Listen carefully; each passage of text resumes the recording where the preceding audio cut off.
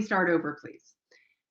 Today's talk is all about, for those who can't lip read, it's all about how do you deal with your team if they're on the verge of burnout. And I know this is a conversation that people are having right now. There's a lot of talk around the great resignation. And if you're someone who is a leader and you're just feeling like, I can't have anybody else quit or go on stress leave, then this is for you. Now, everything I'm going to share with you can be applied to you as an individual. It can also, though, really, when you put on your leadership hat, look at it. And I know this topic is really hot right now. One of the things I'm getting a lot of traction on, speech inquiries and just conversations with the people who I'm coaching and speaking for and doing my training programs, is this concept of coping fatigue. And this is about, it's a phrase I use to describe the exhaustion, you can imagine, from having to deal with too many issues on your plate. So when you're in a leadership role, the challenge is you not only have to deal with everything you are facing, you also have to consider and try to help lead the other people on your team so that they don't burn out, ultimately go on stress leave, and unfortunately, some of them quit. So typically, I am a very positive person, as you know, and I'm always like, here are some great strategies you can use. Well, today, it's what not to do. So these are the things that I see out in the workplace, and I think can really make a big difference in terms of how you're showing up and supporting your team. So first thing is, please don't beat yourself up. Like, if your team is burning out and you're going, I don't know what to do, that's probably because you weren't trained with a psychology degree. Mind you, nor was I. So none of us were. Well, many people were, obviously, all the psychologists out there. Anyway, sometimes I make myself laugh, as those of you who follow often. Anyway, but we were not built for this, right? Like, think about it. So this pandemic, whatever part of the world you're tuning in from, is being managed in a lot of different ways. But the constant, no matter what, is that there's this extra sense of uncertainty that we weren't designed for. Like, before the pandemic, people were already on the cusp of burnout, for sure. I totally get that. And what would happen is teams would go through, big spikes, and then things would kind of die down a little bit, and they'd kind of rally together, and then they'd know that there was light at the end of the tunnel. Like, we all know, if you're a successful professional, at some point you're going to need to put in the late hours, put in the grind, do the thing you got to do to get this one project done. The challenge is when it becomes your all the time reality that we really run into challenges with hitting the burnout. The other way that things used to happen was, on a team, let's say there were 10 people, there might be one or two people who are going through something really serious. So whether it was a cancer diagnosis or a divorce or some sort of a challenge, that everybody would just rally around, right? Like, that was how we did it. And then when COVID happened, we're all sort of standing on the edge of the exact same sinkhole. And that rallying around, although we did the hashtag in this together, at the end of the day, we're all in the same boat. So who can support who, right? And it was really the people who are the most advanced in terms of their daily resilience and their ability to objectively problem solve. And a lot of the work that I do, that were the people who could step up and help other people. But it wasn't like something that was really popular for a long time, right? So the first thing is, do not beat yourself up. You are not alone. You are not failing. But the fact that you're here and listening leads me to believe that you are interested in figuring out, how do I better support? Okay, so let's keep going. Do not, I'm so positive, do not, here's my new thing, think that an extra day off is going to solve the problem. Yes, it's great. These companies are taking an initiative to give an extra week's paid vacation, or, working a 4-day work week, or taking, every other Friday afternoon off, whatever choice you're making. Here's the issue. A day off when you are experiencing burnout or when the culture is not supportive to having a lower destructive stress culture, a day off becomes a collapse, not a recharge. And so while it's good intentioned, while it has the feel good, it is not going to ultimately solve the problem that you're looking to solve. That's just the reality. The next do not is do not assume that everyone has the same capacity print. All right, so what's a capacity print? I think of it as your fingerprint, right? Like we all have our own little itty bitty, circling lines here. Well, when you think about your capacity of your ability to think and feel, be, and do each and every day, every person is different. Sometimes when I go in to speak with organizations and talk about this work, I really am focused on the thinking. And people just want to know exactly what to do. And I've got like oodles of this is how you can better manage your to-do list. This is how you can better, do this and this and this and this. But the thing is that what works for one may not work for the other. And so sometimes we're trying to give solutions that we think are going to be one size fits all. It doesn't work that way. And so if we look at it and we go, okay, my team or the people who I'm involved with, right, they all have a unique capacity. This one is going to be able to manage the emotions and the feeling and the not get riled up really, really well.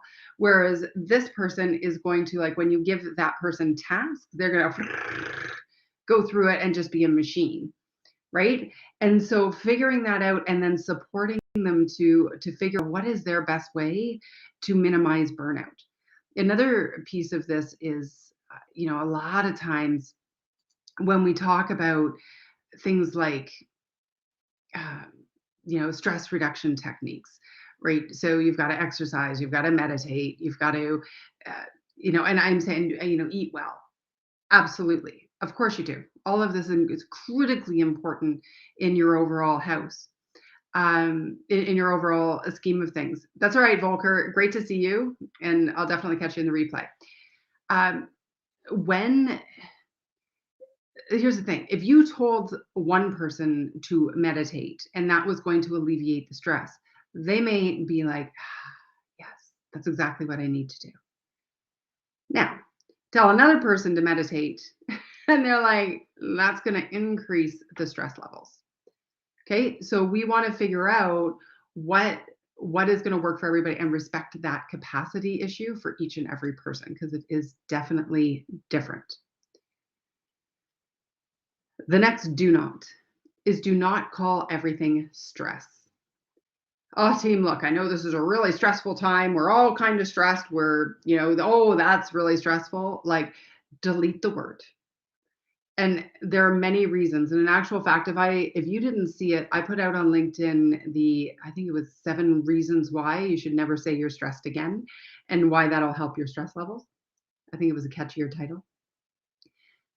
Here's the thing. When we use the word stress to describe a situation, we actually intensify the stress response. Because our brain goes, oh, right, this is stressful. Oh, I should be really stressed. What I want to get you thinking, and thinking this for your team as well, like inspiring them to think this way, is just because something goes wrong does not mean it's inherently needs to be stressful. We do not need to respond in a stressful way to all of the obstacles that hit our day. Now, there are certain things, absolutely, right? They deserve our stress response, because it's a bear that's come out of the woods and is going to eat us. Okay, that deserves your stress response. Your to-do list is not a predator. Okay, so that would be my next thought on that. Okay, so let's keep going. Do not allow ineffective meetings pull this out here. Do not allow ineffective meetings. What does an ineffective meeting mean? Well, an ineffective meeting is one without a specific purpose, a tight agenda, one that is too long. So I really am a proponent of, delete every, 10% of every meeting. And then people say, well, we did that. And I'll be like, okay, well, now go to 25, right? Like go to 25%. Oh, you did that? Okay, go to 35%. Keep going. Most of them can be done a lot less. But if you think about it, a lot of the reason I think people are burning out, just from a very, very practical perspective, aside from the toxic cultures, we're going to talk about that in a minute, is because there's so many meetings and they're happening back to back to back to back that you like, how do you get the actual work done? If you have a meeting that closes at 1:00 and you have another meeting that starts at 1:00 and you repeat that for most of the day, then when do you actually think you're going to get your work done? At night, early in the morning, on the weekends.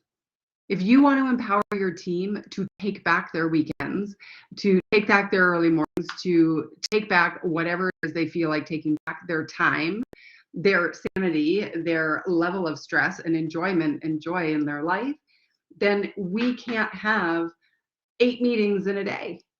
Like, you just can't, and expect them to get their work done. And that starts at the top. So really looking at, how are you enabling them to have fewer meetings? Do I need to be in this meeting?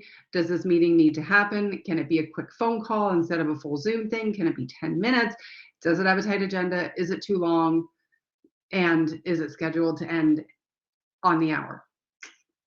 If it is, c'est un problème. C'est un problème. I know a little bit of French. I think that's right. So, the next. Do not blame burnout on factors out of your control. Now, they will contribute for sure, but things like the pandemic, staff shortages, heavy workloads, those are getting the blame for everything. And I think it's a much deeper issue than that. Now, yes, you don't have enough staff to cover the hours that need to happen. A recipe for burnout. What's going to intensify that, though, is that when somebody is working, if they're feeling, if there's a really toxic work environment, if there's a lot of drama, if there's a lot of worrying, if there's a lot of gossiping or procrastination or disorganization or interruptions. I'm just trying to think of all the different barriers to performance that are in my book, Take Back Your Weekends.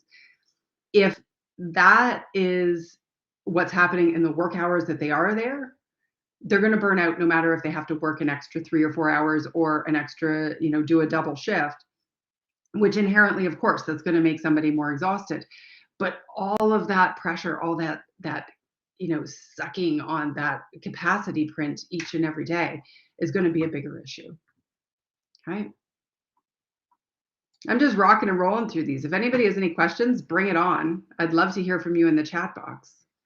So go ahead. All right. I have more. Don't hold back. Okay. So to that perspective, okay, around, you can't expect other things, like can't blame it on outside circumstances. Do not wait for outside circumstances to change. See, I know when I work with, say, accounting firms, it's like, well, when tax season is over, I'm like, no, we got to get people through tax season now. Like, it's coming. It's not, if our stress levels, if our risk of burnout, if our risk of having somebody on the team walk out because they just can't handle it anymore and they're done, if it increases based on external circumstances, then we're missing the point, right? Like, you're here each of your team members, okay? And there's all this stuff that's going on around us. What I want to get you to is a point where you can be here with the stuff in the middle and allow that all to happen, but still feel okay. To know that there are 4 projects that need to be done today, and I only have time for 2. And to not actually be upset about that and allow, because any moment that we spend sucking our capacity to deal with the fact that, oh my God, I have 4 projects that need to get done today and I only have time for 2. What am I going to do? What am I going to do? Is time spent away from doing the 2. And so it's like sometimes that's just the reality. So we need to be able to problem solve. We need to be able to prioritize. We need to be able to, figure out, like, is there a way that I can do that project in a quarter of the amount of time so I can get more in? That's where our mind needs to be going. And that's the kind of conversation that as a leader, you want to be having with your team. It's like, yeah, okay, I get that. That's our reality. What are we going to do? How are we going to move forward? And focusing on that solution activation. Right? And the other thing along that line, though, is we can't expect anything to change. If you would have said, like in March 2020, everybody remember that time in our lives? If you would have been like, oh, you know what, I'm just going to take a couple months off because things will get back to normal and we'll be fine, you would have been a couple months behind in pivoting, 2020's word, to find a new way to run your business. And so this is what we constantly want to be thinking about, is like, okay, if those are my circumstances, how do I be okay within them? And that's like a lot of the work I'm doing, is trying to get people to think like that, right?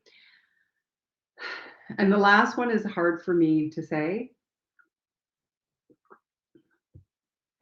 And I say it with all the love possible, knowing that as we started out, I know that you want to be a great leader. I know that you're concerned about your team and you want to help them, and you're willing to show up and watch this video and do whatever's in your power to help them do better. If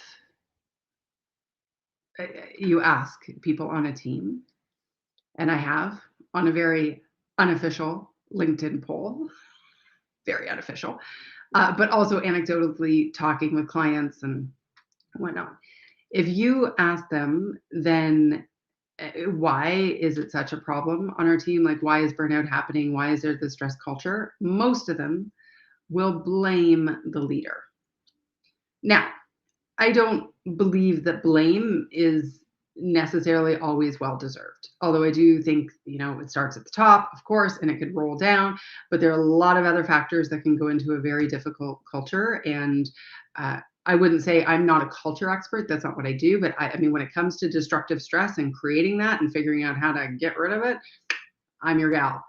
And as a leader who cares about your team, I'm going to encourage you to get compassionately curious to figure out, is there any chance that you may be contributing to the problem?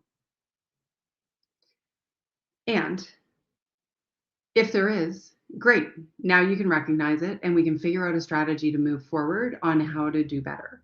And how might you be able to decide if you're contributing to the problem? Well, things like, you know what, that's a bigger conversation, but just look objectively at the workday and see how people are responding to you, but also see how you're responding to yourself. So are you really stressed? Are you feeling overwhelmed? Are you, as the leader, not getting everything done? Are you over delegating? I'm all about delegation, but are you over delegating to the wrong people or in the wrong way? Are you finding yourself micromanaging and not trusting people on the team to do their jobs? And by the way, that may be because they keep dropping the balls. Maybe they keep dropping the balls because they don't even feel empowered to do it the way they want to do it. I mean, it can be either way, right? But these are the kind of conversations we want to have without the harsh self-criticism and judgment that often go along with them. So that last one is, do not contribute to the problem if you are in a leadership role. Okay. we've got lots of thoughts here. So let me bring up the comments. I like your concept of not painting tasks with the stress brush, decoding what is causing the overwhelm, task obstacles, adversities. I love it when somebody uses my material. Like, this is awesome. Greg is a student of personal development, and he knows task, obstacle, adversity. And for those of you who don't know, you got to get my book, Take Back Your Weekends, to know what that means. Anyway, I digress. Decoding what is causing the overwhelm, tasks, obstacles, adversities is what I have appreciated most from Take Back Your Weekends. Oh, look, I didn't even have to do the plug. He'd already done it. That's awesome. That's so funny. Yeah. You know what? And I notice, like, for me, these are really fogging up. I got them adjusted. They're really fogging up. Sorry today. So I notice, because by the way, it's not like this doesn't happen to me, right? It's not like I don't spend my days and go, I have 4 projects to get done and I only have time for 2, right? Of course, but it's like, how quickly can you interrupt it? Because the second that I look at that and go, oh, Allison, those are only tasks. Those are not obstacles. Now, the obstacle is I don't have enough time to do them all. My tasks are, okay, how do I do them as efficiently as humanly possible to make them happen? And ironically, I'm going to get all 4 done because I did that this morning. Huh. See, I'm pulling that example out of my own life. But it was because I was going into obstacle mode when in actual fact, it was just task mode that needed to happen. And as soon as we recognize that it's task mode that needs to happen, it is like totally on us. It's emotional discipline, mental discipline to get into the work and do the work. Okay, let's see what this one says. Okay, Volker, you said you had to go and yet you're still here. So that's great. In terms of mental overload, when is the time to have additional people on my team? Okay, so this, I'm going to pull up this next thing here because this may give us more context. We'll watch again, and substituting team with family might also work. Taking back the weekend might be harder though. Yes, well, you know, a lot of people want to take back the weekend so they can spend it with their family. That is sort of the idea. Okay, so let's look at this. In terms of mental overload, when is it time to have additional people on my team? And I have a few answers for this. Number one, when you don't have the skill set to do the things that need to be done as effectively as somebody else could. So for example, I can do my own websites. I love to piddle and play and do all that, but I've had to learn to hire somebody to take care of things like that. I could fumble around with SEO and putting my stuff up on blog posts. And you know what? I've finally just hired somebody to do it because I wasn't doing a good job at it and it was not getting. And you know what's really interesting is I had several speaking inquiries from people who found me on Google this week. So obviously that was a good investment. So I think that's the first trade-off is when do the skills that you have to do something that's on the list, I call it a task circle, but that's on your list, are not good enough that somebody else could do them more effectively. I hope I said that right. So that's the first test. Second test is what is draining your energy? So if everything on your task list is something that is like your secret sauce, your juju, your like gonna light you up, then that's why you're in business. That's why you're a leader. That's why you like do that stuff. If there's something on your list that is going to suck the life out of you and drain your energy, that's when you want to look at putting somebody else who has a complementary skill set and would get fired up by that stuff on your team. And the third consideration, of course, is financial, right? Sometimes we think we need to add in something, someone full-time or at a level that we can't necessarily sustain, whereas there are so many incredibly talented people who will work freelance, and as you build relationships with them, you can you know, really just get a nice vibe going. And what I've noticed for the freelancing that's really made a difference is it's like this person is responsible for this, right? And this person is responsible for this because that's their bailiwick, right? That's their sweet spot that would lights them up, instead of having one person, which I've done in the past, who is like not really into any of it, right? Like jack of all trades, master of none. Something to consider. Yeah. Um, I think so. Those are the things I would consider right off the bat in terms of when you bring somebody on. And then the other piece is if you're experiencing mental overload, and I work with clients on this, right? Because the to-do list is never going to end, right? The whole concept of being successful is that you actually have something to do. Like if we were going to, like if you had nothing to do and your list was bare, you would be bored out of your mind. You certainly wouldn't be feeling like you're moving towards fulfilling your life's purpose. And so that overload, if it's something that is causing us angst or anxiety or a feeling of overwhelm, then that's unsustainable. That is a recipe for burnout. And so we want to figure out, how do you shift that? And I mean, that's my work, is helping people figure out, how do we shift that? And it's so empowering. Greg is an amazing example of this, right? Where he just went with, he's told the story on Lives before, where he was, feeling really stressed. And now, like, my gosh, the guy's playing guitar again after 20 years of leaving it behind, because he's happier. And the work cloud, the overwhelm is not, Greg, I hope it's okay. I'm not speaking out of turn. I know you've shared this story before, but like, he's like so many other people who I know and who I've worked with, who is like, I am emotionally attached to the fact that I got all this stuff to do. Like, I remember one of my my clients, oh my gosh, she's just awesome to work with. And it's like, at the very beginning, our first coaching call, within 5 minutes, she was crying.